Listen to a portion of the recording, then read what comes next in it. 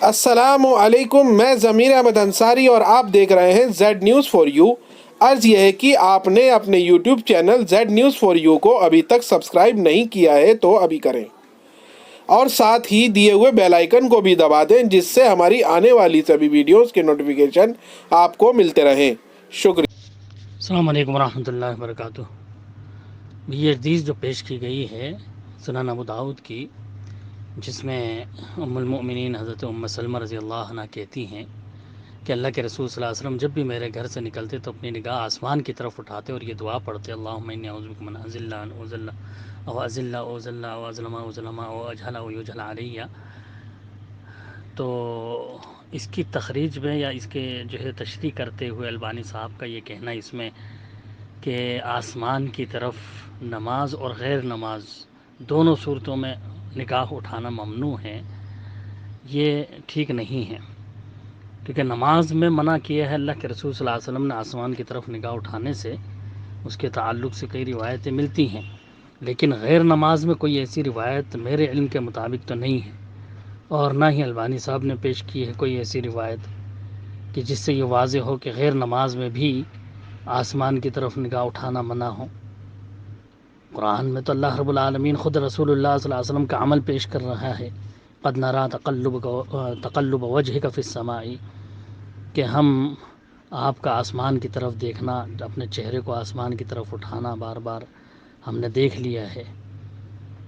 तो वहाँ अल्लाह के रसूल सल्लल्लाहु अलैहि वसल्लम को आसमान की तरफ देखने से मना नहीं किया, बल्कि एक वजह बताई कि आप आसमान की तरफ इसलिए देखते हैं कि भाई क़िबला जो है कब हुक्म हो जाए और क़िबला बदल जाए।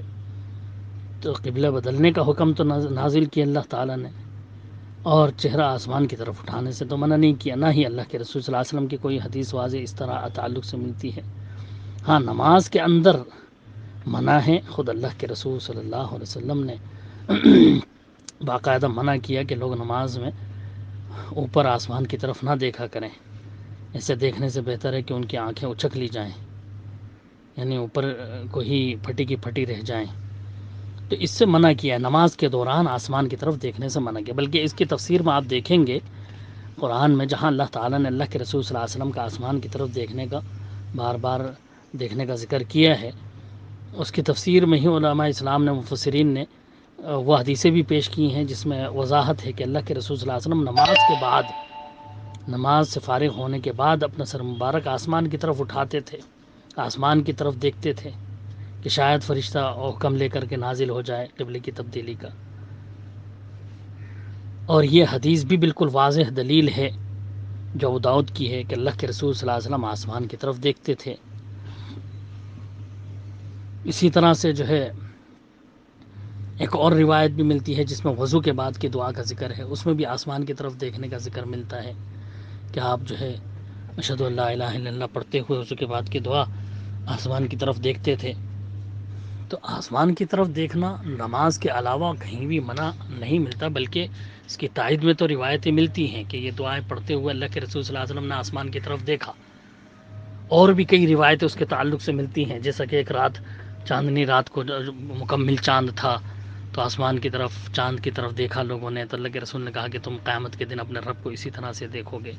सही रिवायतें हैं उसके ताल्लुक़ से।